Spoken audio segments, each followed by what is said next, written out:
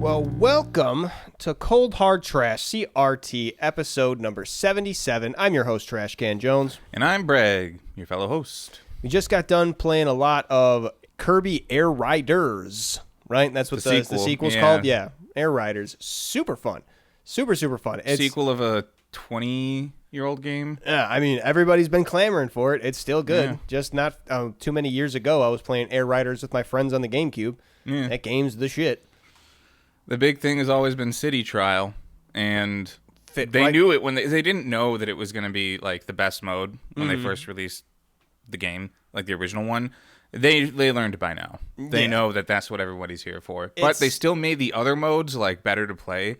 So I do want to play them, right? As opposed to the original one where I was just like, man, fuck Top Ride, fuck. And they added the solo mode too, which is basically just like City Trial, but you're just going along a path. You just get to do all the City Trial little games. So it's pretty good. It's what's part of like a really good part of City Trial. But yeah, the only thing I can give a knock for it right away is that you can't unlock every character via City Trial.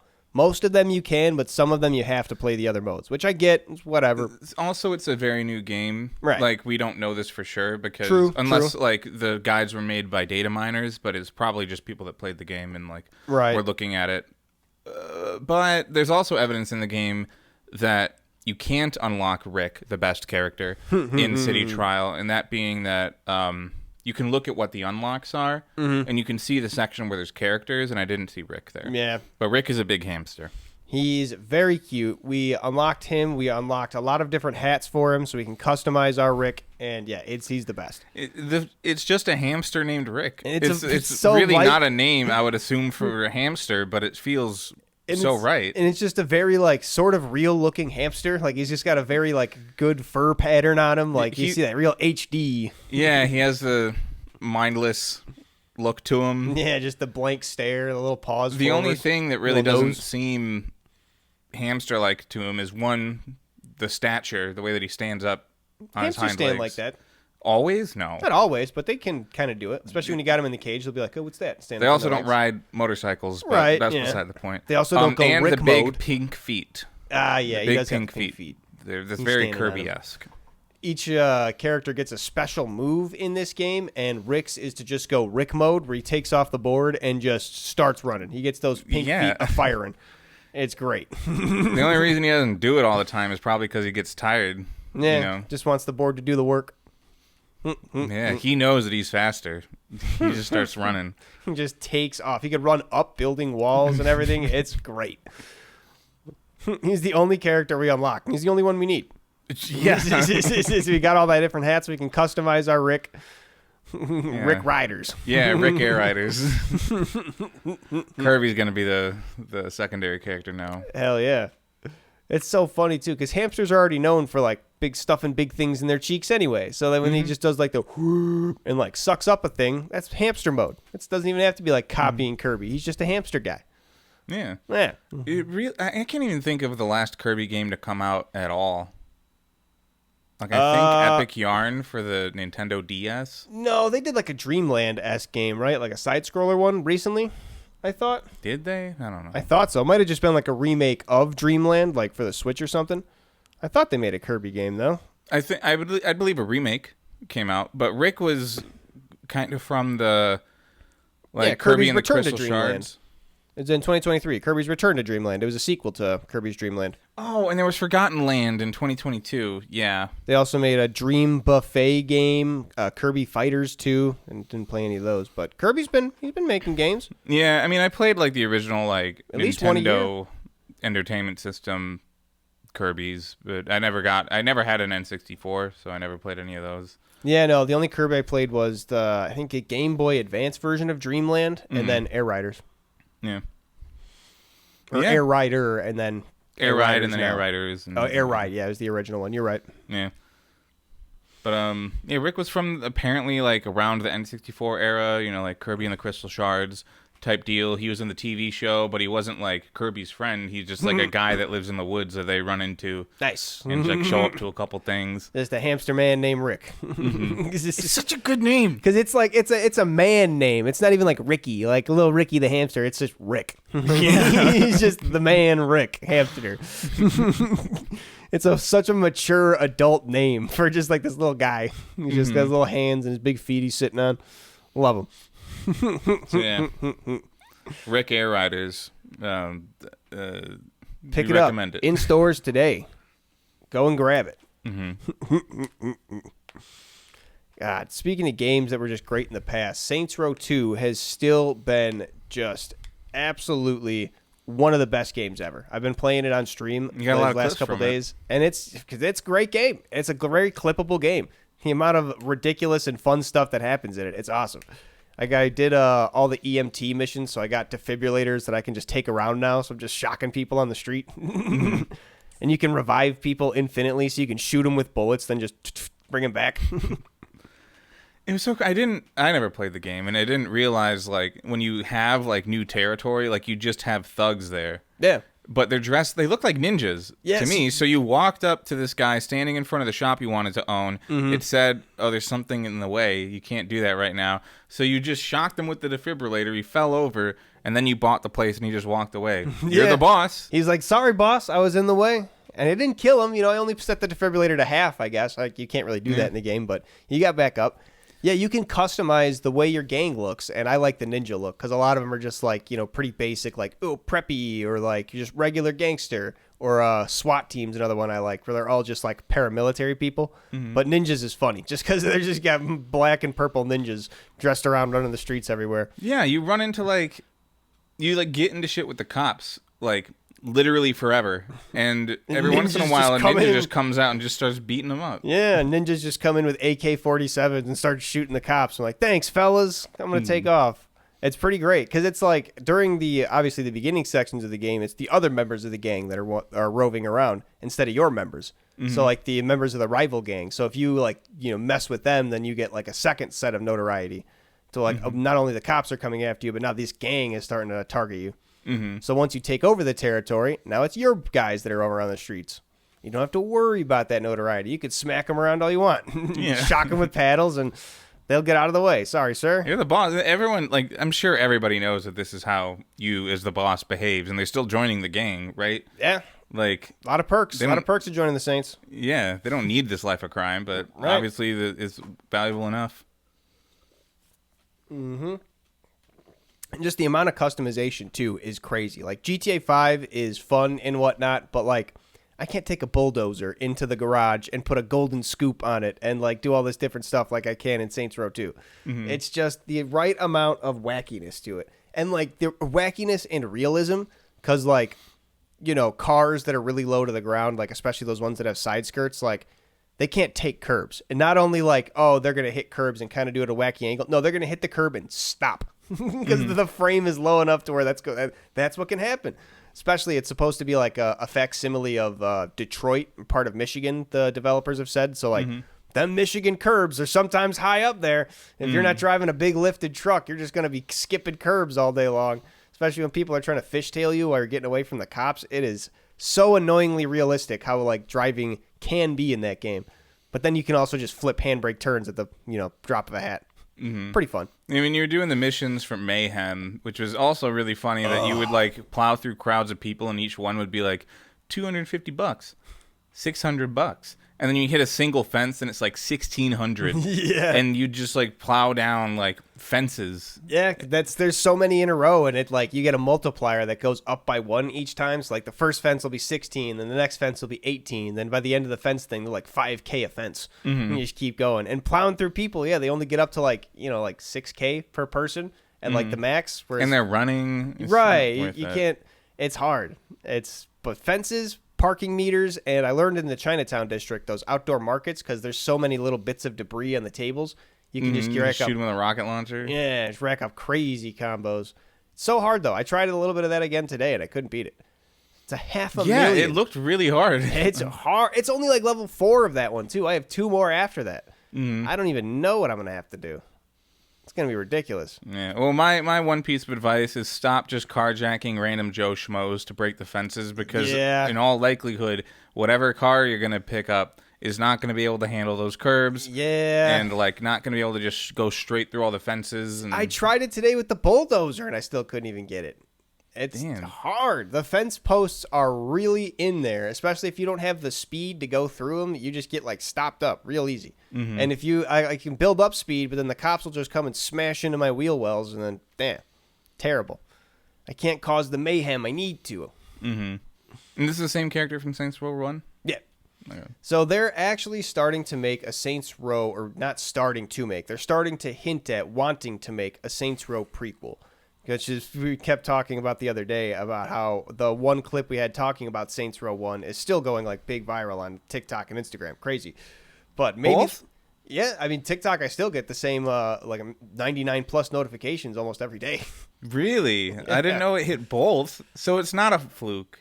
I guess. It's just there's the hunger for... That's what I was going to say. Saints Row. Maybe there's like a hunger for it. So what do you think they're going to name the prequel? Because they're definitely on the train of like funny names right now. Since they made it to 3. I think that's what they're saying. They're gonna re-dial back and make it more of the tone of the first and second games. That's why they want to make a prequel to kind of get away from what they've been doing. Mm-hmm. Which is why I kind of think the reboot of it was a bit of a psyop, so people could hate on that and then love what they actually wanted to do with like the prequel game. What do you mean reboot? It was like Saints Row 6 or something like that? And They just recently released Saints Row is what it was called. And it was basically new characters from the story that nobody had ever heard of. So it's like brand new. They rebooted the entire series. New town, new everything. And it was just dog shit. But like dog shit to a point where you're like, do you even know what's going on? Like they were trying to legitimately make a joke of like, oh, what if we do that? We're going to miss Taco Tuesdays. And everybody's like, we can't miss Taco Tuesday. And they're like, what? Right, exactly. And it's just like, what are... The most millennial writer's room of all time. To the point where you're like, is that really the direction you wanted to go? Or did you want to make a game where that was supposed to be our reaction? So then you could set up something else. That's a big investment. Right, but how big of an investment? Because maybe it was Maybe they cheaped out on it. Right, maybe they cheaped out on a lot of things, and maybe this new one's going to use a lot of the same assets and a lot of the same game engine and whatnot. So maybe, it was something they took the gamble on. I don't know. I doubt they would, as a studio, as small as they are, with not big games coming out, try to release a game to just a wet fart like that. But who knows? Big tinfoil hat conspiracy. The Saints Row reboot was a psyop to make way for this prequel. So you're hopeful? Maybe. For the prequel? Yeah. You got some faith. Listen, the prequel, it sounds cool because it seems like they're going to go back to what was working, which is exactly what I liked about Saints Row. I think it was... the 4th one and the 5th one, whenever they would tie back specifically to Saints Row 1 and 2, because they had all these different lore pieces and story things that were never really addressed, and they didn't really have to go back and, tie up, but they did. And that was just like, okay, that's a really cool feeling of because I played Saints Row 1 and 2, this makes it worth it. Makes it a little more worth it now that I've stuck through the series through all this time. So if they're going to go with a prequel, it's like, okay, that kind of gets my feelings up of it might be worth it. How much are they going to put in that's going to sort of forward reference for the later games?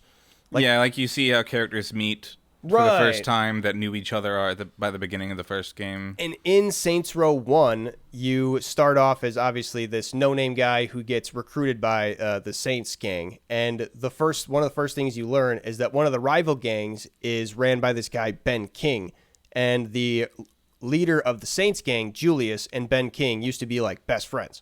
And they started a gang together, but when it became, as Julius described it, more about power and less about making the neighborhood better, then Julius split off from Ben King and decided to make the Saints, which was going to be the make the neighborhood better gang. Whereas the Vice Kings, Ben King's gang, became much more bigger. They went into music production and property management and stuff like that to try and make them a legitimate business sort of deal, as they were trying to just I guess establish themselves.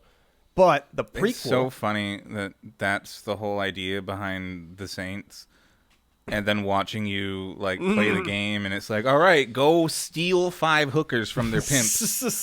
You do what you gotta do, and bring them to this other location as they're chasing you and killing people in the streets trying to gun you down. Like my character said, running a gang takes overhead. You need to make some money.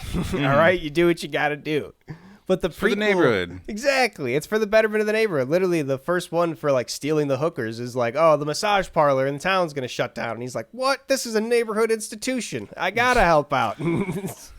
I guess it counts. But they reference in Saints Row 1 the fact that Ben King and Julius used to be friends, used to have this gang. They even have like a picture of them like, oh, best friends forever, like with the afros and mustaches because it was back in the 70s.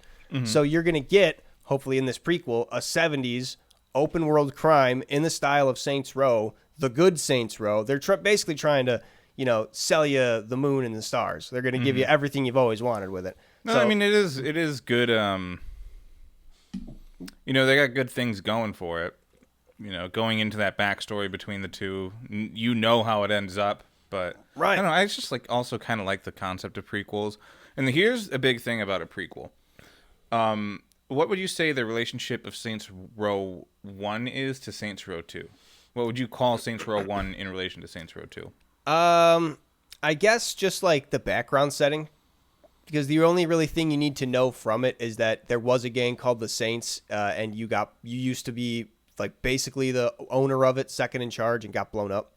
So it's the prequel, I guess, in terms of like those two story beats. But I played Saints Row 2 first before Saints Row 1. So here's the deal: is that is not a prequel to Saints Row 2. A prequel has to be a work that comes out after the original, right.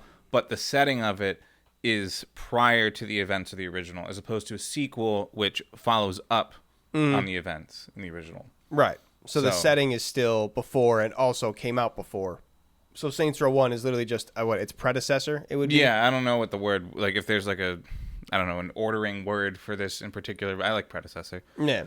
But yeah, that's, I like prequels, just getting to see like the background of this stuff and understand kind of like how people ended up where they were. Better Call Saul is the big one. Yeah, I still gotta watch that like earlier in the year. I gotta watch that. Gotta watch El Camino still. Mm-hmm. Well, Better Call Saul is just like, I just think that one in particular is really good. Better than Breaking Bad. Better than El Camino. All right. A lot of people ended up getting into Better Call, or into the whole shared universe between these three works through Better Call Saul. If you like go on YouTube, you can like find so many videos of people just being like, I watched Better Call Saul before Breaking Bad, and this is my perspective of all these different scenes that later got context for me. Right, as opposed to you or me who would watch the show and then you'd be like, oh, that's that guy. Like, that's how they met. Instead, it's just random Joe Schmo, and then later you see him in season 5 of Breaking Bad, and you're like, oh, that's what he was been up to. Yeah. That's kind of, the way that works in, like, the Saints Row games is kind of cool because they don't make it so that, like I said, there's not a whole lot from Saints Row 1 that's required to know to go into Saints Row 2, but every now and then you'll just get, like, a tidbit. Like, the lawyer who's, like, defending Johnny Gat when he first got into trial is, like, the first lawyer in Saints Row 1 who like, helps you do insurance fraud.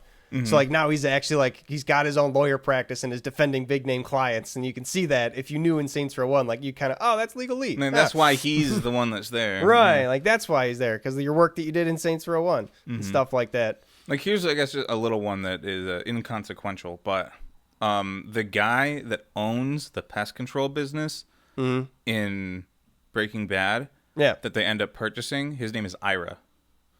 He's in Better Call Saul. Because that's the whole thing, is that Saul's like, these guys, pest control business, whatever. Here's the catch. Yeah. They're burglars. Right. And he knows them, right. Yeah, and then like, Saul has like a job for a burglar in Better Call Saul, and he's the guy that he finds. So it makes a connection there where it's like, okay, well, like, how the hell does Saul know about this random, like, shady business guy? Yeah, how does Saul have all these connections? Does it also show how he meets Huel and who's the other guy? Hubie? QB is not to be seen in Better Call Saul whatsoever. Just Bill Burr wasn't available for that. Huel gets explained. Nice. And then the guy that owns the laser tag that they were going to buy, Danny or whatever. Yeah.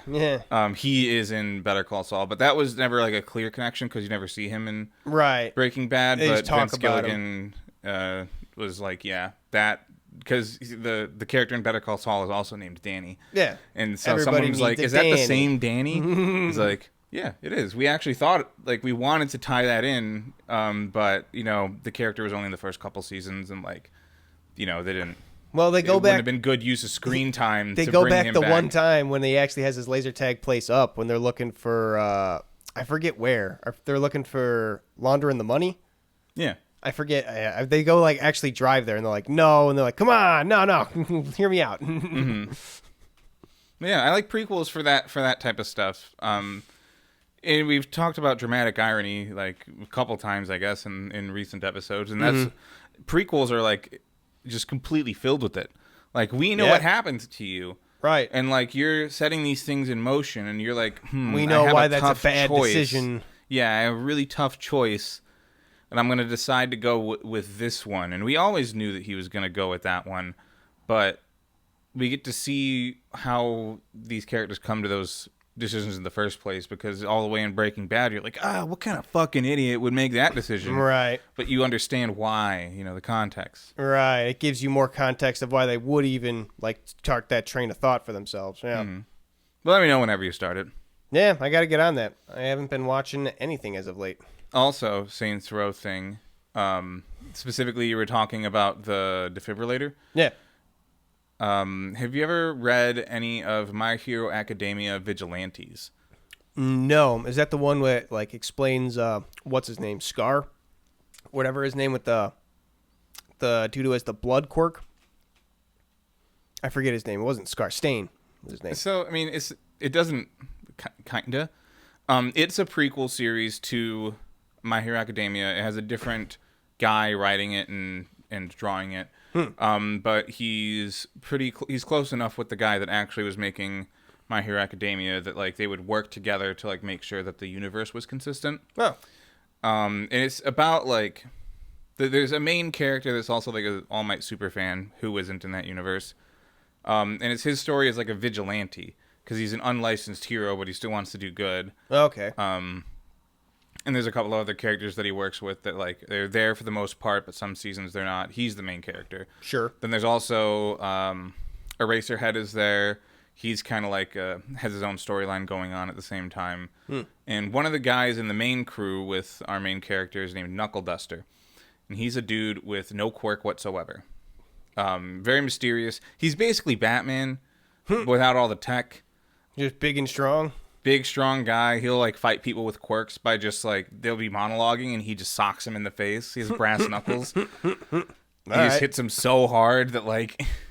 If it works. What the hell did you just do to me? This is just, I punched you as hard as I could, and I'm going to do it again. Yeah, he beats the shit out of people. But he has a whole storyline in that where... Before he, like, disappears from the story, I never finished it, so I don't know if that's permanent. It's basically revealed, like, some things about his past and the fact that he has a daughter, and he hasn't seen the daughter in a very long time. The deal with that is that his daughter basically is mind-controlled. It's established in the universe that animals can also develop quirks, like the principal of the hamster, high school. You're right. Yeah, he is not like a human with a quirk that makes him look like that. He's an animal that developed a super intelligence quirk. That's pretty sweet. And he's just intelligent enough to where he's the headmaster of the school. Yeah, all right. The deal with the daughter is that there's a queen bee that developed a quirk that basically makes her super intelligent and able to, like, if like the bee like gets like physically into your head, like mind control, and can also turn its bees into bombs. Oh shit! So that's the creature that took his daughter away. Damn. And is mind controlling his daughter. So his whole deal is that he bought like these special, like I guess another prequel thing is that the guy that deals like illegal weapons to all the villains in My Hero Academia, he's in this too. And so he goes and finds that guy, and he says, "Look, I need brass knuckles that can also shock people." So then he gets some electric knuckles, the Galva knuckles, yeah. Yeah. And then he goes to where his daughter is, in some abandoned apartment with a bee in her face, like just sticking out of her face. Or no, it's like literally like inside of her head. Oh damn! Like missing an eye because of it, I think. Ooh. Wears an eye patch, and then the bees like from the nest fly out. It's pretty fucked up. It's more. Yeah. There's points of it that are more fucked up than My Hero. That sounds gross. Depending on what parts of which series.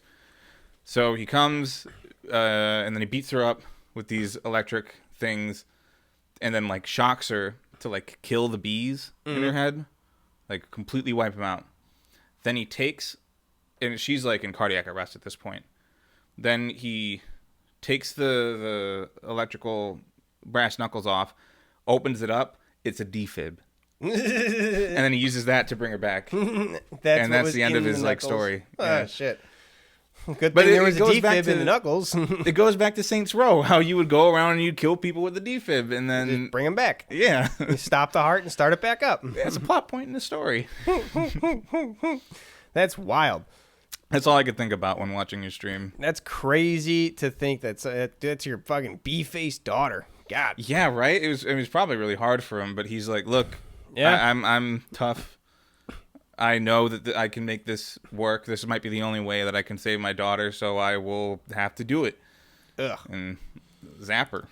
Yeah, there's a way more fucked up version not really a version of it, in Fullmetal Alchemist, where this guy's daughter is dying, and it's the number one rule in alchemy is you cannot transmute human life. Period. Yeah, that's the whole shit that Edward did. Right, he tried to bring his mom back. That's the thing that happened before the start of the story. Yeah, he tried to bring his mom back, lost his leg, and then did it again because his brother lost his whole body, and then he did it again to give up his arm to get his brother back. Bond the soul to the armor. But they meet this guy whose daughter was dying, and he's like, oh, I need to get medicine to help her out or whatever. Maybe alchemy can do it. And they're like, no, we can't like use alchemy to like on a person. That's not what we're going to do.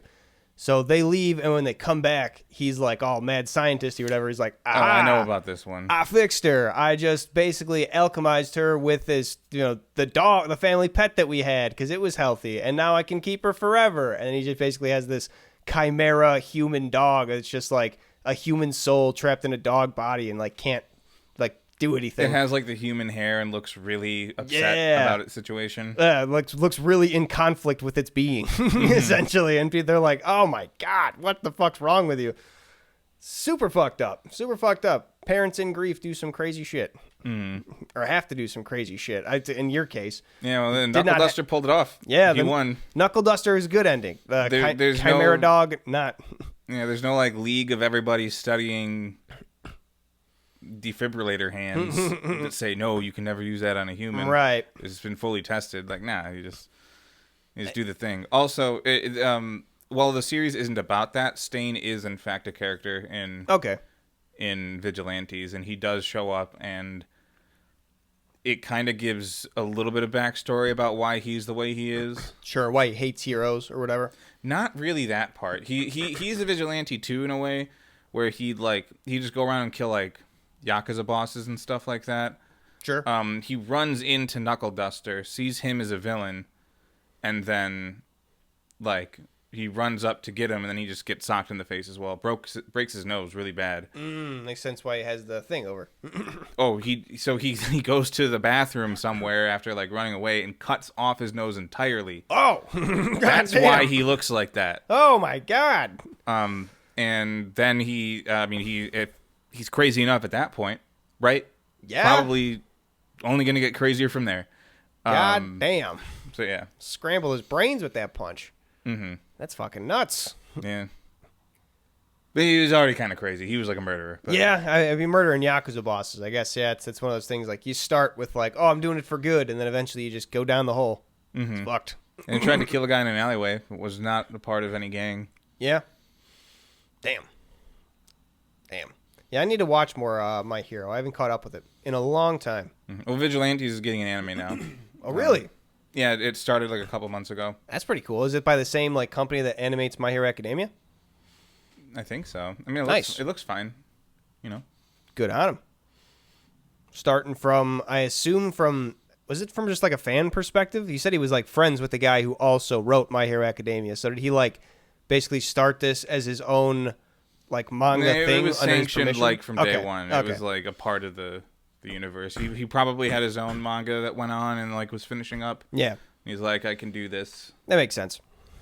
But they do introduce things in Vigilantes that ended up later becoming a part of My Hero Academia's plot. Like, entire concepts were first written about in Vigilantes. Okay. Like, chronologically, and then came into play My Hero. But the thing is like, they were obviously talking, and so he could have known that this was supposed to be a part of My Hero Academia. Mm-hmm. And so he had this knowledge of where the plot was going to go and then put hints to it in his work. Mm-hmm. Or he just had some level of freedom about certain things, like this drug called Trigger that's going around, which basically like amps up your quirk. Whatever your quirk is, it just turns it up to 11.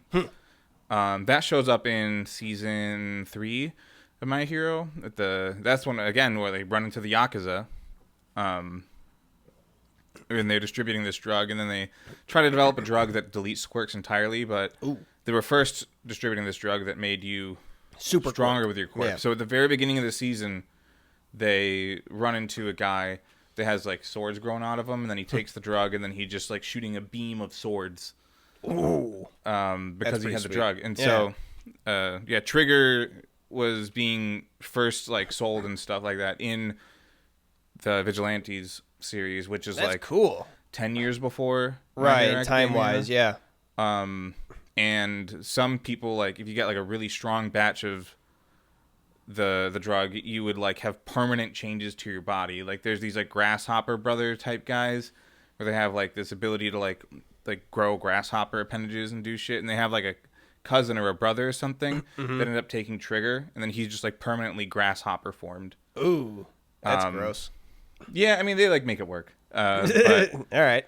That's sort of like a lead into Nomu down the line of like, you know, altering the body to be able to handle more quirks and more power. Yeah. There's the quirk singularity theory that they have in there, which is like quirks are getting so powerful that the bodies can't physically keep up with that. In the ways how, like, when you put a quirk into someone's body who didn't have it originally, their body, like, if you train with it and stuff like that, you can adapt. Yeah, like Midoriya's doing. Yeah, but, like, the thing is even if Midoriya's quirk is canceled now, like, he is really, like, he's well past the strength of a regular human. Right. Because his body needed to be trained to be able to handle that much power. Right. That the strength that takes to just not injure yourself, right, is more than what a standard human could achieve. Right, that's his whole shit. If he's actually like working out his body so he can withstand just being able to do the full cowling at 1%. Mm-hmm.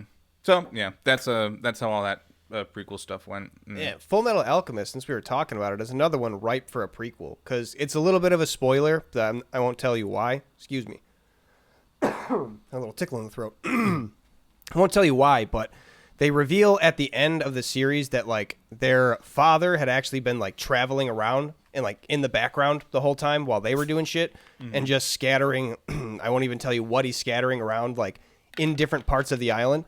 And as they're traveling, they kind of learn of it's kind of this weird sort of Jesus story that like a lot of other cultures have of like this blonde-haired guy that just came to them and showed them alchemy. And you kind of get the picture of like, oh, that was Hohenheim, their dad, who was just traveling before them. It's why they've never met him because he's just been around teaching people. He's leaving behind parts of his soul or body?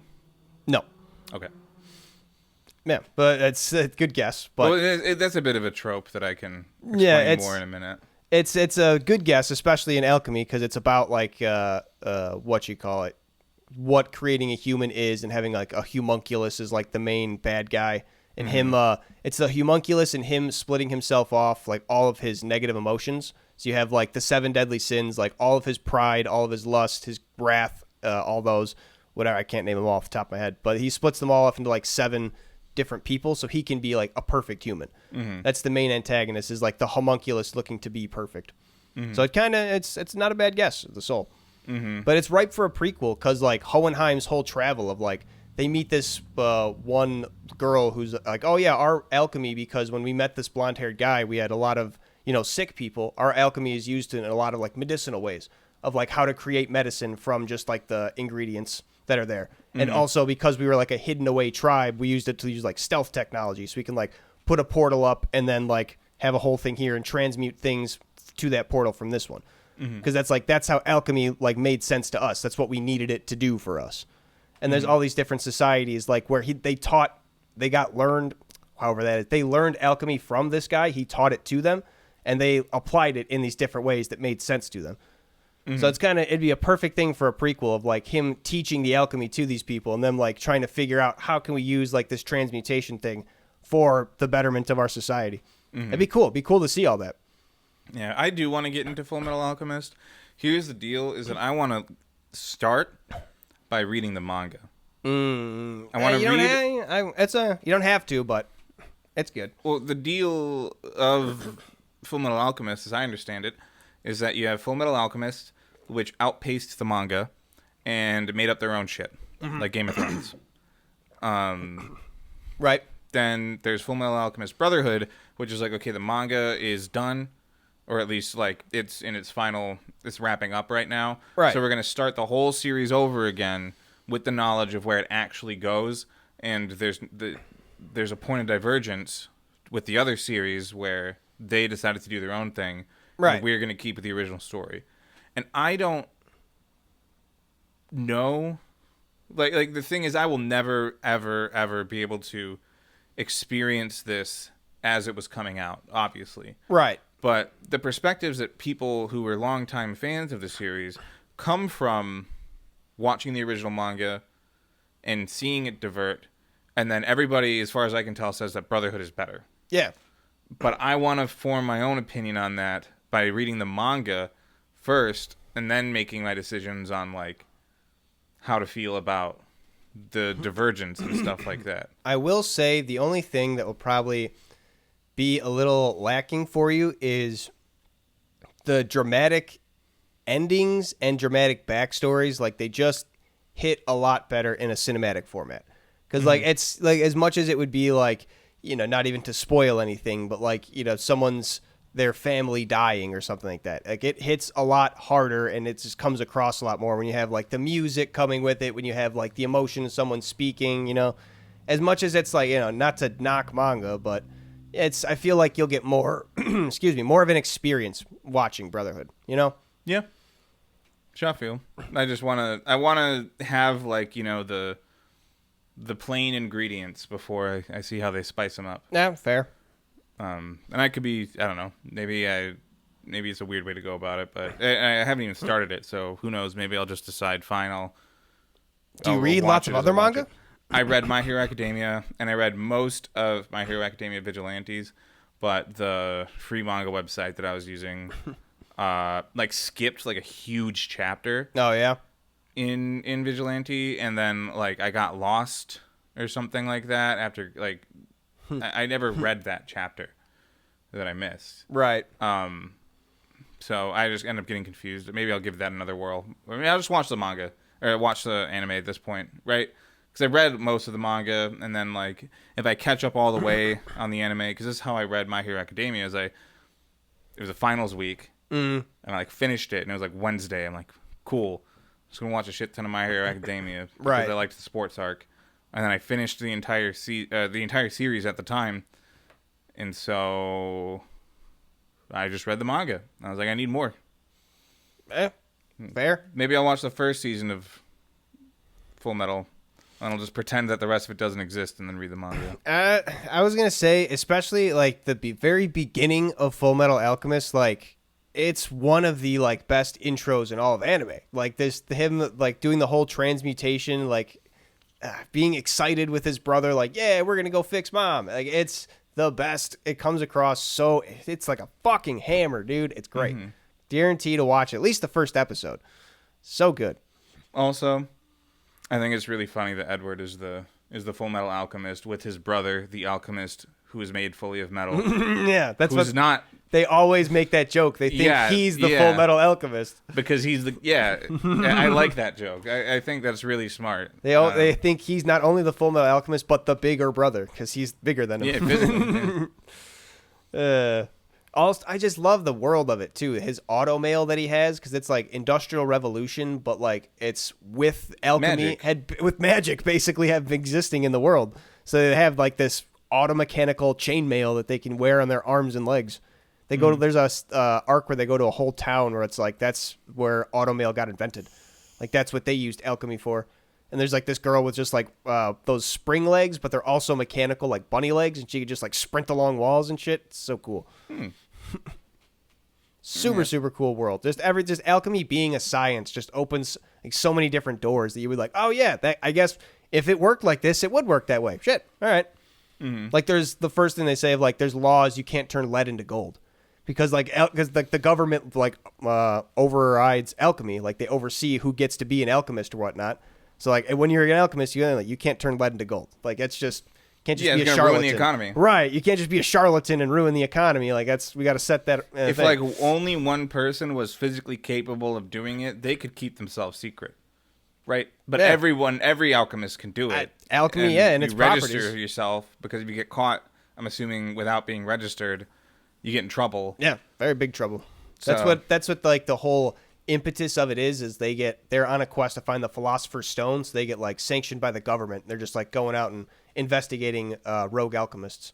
So they find like this guy who like says he has a Philosopher's Stone, but he's just like a charlatan priest trying to take over a town. He's got this little fake fucking ring and shit. Yeah, pretty good. Very good. Very, very good show. I recommend watching at least the first season of it before trying to read anything, just because I think it'll come across a lot flatter. There's so much dramatic, intense moments in that. Okay. I'll give it a whirl. I'm convinced. I finished Trigun. Hell yeah. Trigun's good shit, too. Vash the Stampede fucking knives his brother. Such a weird name. I think the ending of it was a little... lackluster? Yeah. Very much so. I thought there was going to be... The whole series is great, though. I thought there was going to be maybe a movie made afterwards, because they didn't really answer a lot with the ending, which is what kind of made me just kind of... My issue was it was like half the episode was flashbacks. For the final episode? Right. Like they're going to reveal a big thing, or like this is all going to matter, and it turns out like, no, Knives is dead, and Vash is just going to try to continue on the same way he's been continuing on. It's just like, oh, okay, so... keep on going, I guess. No more seasons of Vash the Stampede, though? This is over? Oh, shit. It's just, like, it seemed like it's going to start over again, right? And then it just ends. It's weird. It was a cool fight. It was cool, tense, no music. Yeah. The suit, like, the very, like, no sound of just, like, oh, like atomic bomb going off. Super, super good. Learning that Vash was the gun. Fucking, super good. But, the like, couple of episodes preceding it were, like, a great finale. Yeah, Knives showing up the whole shit. Like, I just can't believe his brother's name is Knives. He just calls him Knives. Like, it's not even like, oh, that was his nickname. Like, no, mom named him Knives. Yeah, Knives and Vash. What kind of names are those? They're the two perfect. They set up all this shit of like, they're the two perfect humans. There was this whole other human colony of perfects and all this stuff. And it's just, whatever. Go away with that. Vash is gonna go back living his life trying to forget about that shit. That's another one, probably ripe for a prequel. I would love to see a Vash the Stampede prequel. Well, I mean, they made Trigun Stampede, which is not a prequel. It's just a more modern version of the show, which is actually more faithful to the manga, as far as I can tell. Oh, okay. Like, Millie is not a character in the manga, and she's not in this. Because Meryl's sort of like the head of those two in the show. But in the manga, supposedly, and Trigun Stampede, she is the young, fresh-faced investigator, and there's like an older man who's like her mentor / boss. Really? He's like a drunk older detective. He's like, keep driving us through the desert. I'm gonna sip whiskey. That sounds like a pretty good comedic I watched like 20 minutes of it after watching the finale because it's like. I didn't need to like rewatch the show right then, but give it a whirl, see like what the differences are. Yeah, we'll have to watch Trigun Stampede. It's a 3D anime, by the way. Okay. I'll have to give that a whirl. Sounds pretty good. Yeah. I haven't watched Trigun in a long time. It's so many cool moments of that. I love the trope of just like, I guess not only hidden badass or humble badass, but just like bumbling idiot badass. It's just Vash the Stampede just being like walking into a bar and being like, everybody looks like they're going to start a fight here. And then he's just sitting under the table holding all of their bullets from the inside of their guns. It's just like, like, how did you take all of the bullets out of their guns? Like, this is the amount of skill. He must be this crazy super ass. And this is what he's doing with it. He's a superhuman, and he's just going to be this goofy idiot. I am following what you mean about a prequel, though. Like, the thing is the way that the story starts, like, it's not like there's some rising action that, like, kicks the entire deal off. He's just sort of doing his shit that he does. That's the prequel could be the rising action. The prequel could be him and Knives first landing on Earth. And they kind of do that in the final episode. And yes, they could like go deeper into that, but the way that the show starts is really just the fact that Meryl and Millie are like starting to track him. And it's about the fact that they have these insurance claims to deal with. Right. And that's kind of the issue at hand, like the overarching issue at hand for the first half of the series. And then the things that are happening per episode is what Vash is dealing with. Essentially, yeah. It's all just like one big thing of like, oh yeah, I guess we could just take you in, right? He's like, yeah, I don't care. Just go. But like he's been alive for like so long. Yeah. And he's just kind of been drifting doing the same shit. Maybe I don't know if I want a prequel series per se, but like maybe a series of vignettes, you know? It's like, hey, here's just a handful of episodes of just shit Vash got up to. There's no like plot to that. It's just that he lived a very long life and maybe picked up a couple of lessons in strange places along the way that didn't necessarily lead to any big thing that happens before we start following him in the regular show. Just like a little bit more of them, goofy situations.